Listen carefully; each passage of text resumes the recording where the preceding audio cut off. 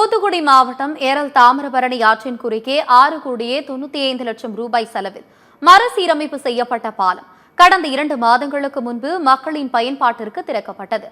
இந்த பாலத்தின் ஒரு பகுதி உள்வாங்கி விரிசல்களுடன் காணப்படுகிறது. இதுகுறித்து செய்தியாளர் ராஜா சாலமன் வழங்கும் கூடுதல் தகவல்களை கேட்கலாம். தூத்துக்குடி மாவட்டம் ஏரல் உள்ள தாமிரபரணி ஆற்றின் மேல் இப்போது நம்ம நின்றுட்டு இருக்கிறோம். இந்த ஏரல் ஆற்று பாலமானது கடந்த 2023 வெள்ளத்துல இந்த பாலத்தினுடைய அதாவது அந்த பாலத்தையும் அந்த ரோட்டை இணைக்கக்கூடிய பகுதியானது வெள்ளத்தில் அடித்து செல்லப்பட்டது. இது 2 வருடமாக எந்த வேலையும் நடைபெற முடியாமல் வைத்திருந்தார்கள். ஆனால் இப்போது 2 மாதங்களுக்கு முன்புதான் இந்த பாலம் திறந்து வைக்கப்பட்டது. இந்த பாலத்தில் பார்த்தீர்கள் என்றால் இப்பொழுது அந்த இணைக்கிற பகுதியும் ரோடும் இணைகிற இடத்தில் ஒரு பெரிய பள்ளம் விழுந்து விட்டது. இதனால் அனைத்து வாகனங்களும் அது வழியாக வரக்கூடிய வாகனங்கள் அனைத்தும் மிகப்பெரிய ஒரு சோல்டரிங் சொல்லுவாங்களே, அது மேலே குதித்து செல்லக்கூடிய சூழல் ஏற்பட்டுள்ளது. சிலர் பெண்கள் ஆண்களுக்கு பின்னால 2 வீலர்ல உட்கார்ந்துட்டு வராங்க. அவங்க பிடிக்காம ஹஸ்பண்டை மட்டும் பிடிச்சிட்டு வர்றாங்க. ஸ்பீடா வரும்போது அவங்களை தூக்கி போடப்படுகிறது. அதுல நல்வாய்ப்பாக சிலர் அதுல எந்தமான விபத்துக்கும் ஆளாமல் செல்கிறார்கள்.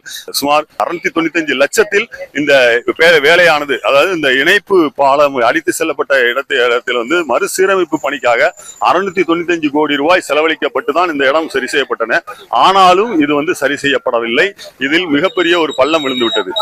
இது எதனால் நடந்தது, என்ன குறைபாடு நடந்திருக்கிறது என்பதை உடனே அலசி ஆராய்ந்து உடனடியாக இந்த பாலத்தை சரி செய்ய வேண்டும்.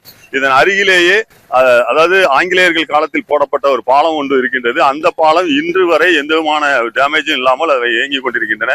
இதில் அவ்வப்பொழுது இந்த பாலங்களில் இப்படி பிரச்சனை ஏற்படும் போதெல்லாம் அந்த பாலம் தான் கை கொடுத்து கொண்டிருக்கின்றது.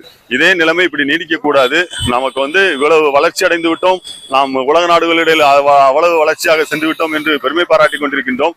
ஆனால் ஒரு சிறிய பாலத்தை கூட நம்மளால சரியா போடப்பட முடியவில்லை என்பதாகத்தான் பொதுமக்கள் மிகவும் ஒரு மனக்குமுறலை கொட்டுகிறார்கள். எனவே அரசாங்கம், மத்திய அரசோ மாநில அரசோ இதிலிருந்து எந்த அரசாங்கமோ இதுல உடனடியாக தலையிட்டு உடனடியாக இதற்கு செய்ய வேண்டிய வேலைகளை, அதாவது இந்த பாலம் நெடுஞ்சாலைத்துறையினுடைய வசம் இருக்கிறது என்பதாக கூறுகிறார்கள். எனவே இதை நெடுஞ்சாலைத்துறை உடனடியாக தனிக்கவனம் செலுத்தி இந்த பாலத்தை செப்பனிட வேண்டும் என்பது அனைத்து தரப்பு மக்களின் கோரிக்கையாக உள்ளது. இதனிடையே போர்க்கால அடிப்படையில் பாலத்தை சரி செய்து போக்குவரத்துக்கு தடையில்லாமல் நடவடிக்கை எடுக்க வேண்டும் என அப்பகுதியினர் கோரிக்கை வைத்துள்ளனர். பெரும் விபத்துகளை தவிர்க்க வேண்டும் என வலியுறுத்தியுள்ளனர். இந்த 2023 வெள்ளத்துல அந்த பாலம் அதிகமாக பாதிக்கப்பட்டது. மறுபடியும் இப்போ சரி பண்ணாங்க. ஒரு 2 மாசம் முன்னாடி மறுபடியும் பள்ளம் விழுந்து பெரிய ஆபத்தை ஏற்படுத்தும் நிலைமையில் இருக்கு. உடனே அதை அரசு இதை சரி பண்ணி உடனே பாலத்தை சரி பண்ண மாதிரி கேட்டுக்கொள்கிறேன். இப்போ தான் பாலம் போட்டாங்க. போட்டு 2 மாதம் கூட அவ்வளோ இறங்கி கிடக்கு. பாவம் மக்கள் ரொம்ப சிரமப்படுறாங்க. எங்களுக்கும் கஷ்டமாக இருக்குது. நைட் நேரம் வர போக ரொம்ப சிரமமாக இருக்குது. இதை கவர்மெண்ட் உடனே நடவடிக்கை எடுத்து நல்லபடியாக செஞ்சு கொடுக்கணும். செய்கிற வேலையை ஒழுக்கமாக செஞ்சு கொடுக்கணும்.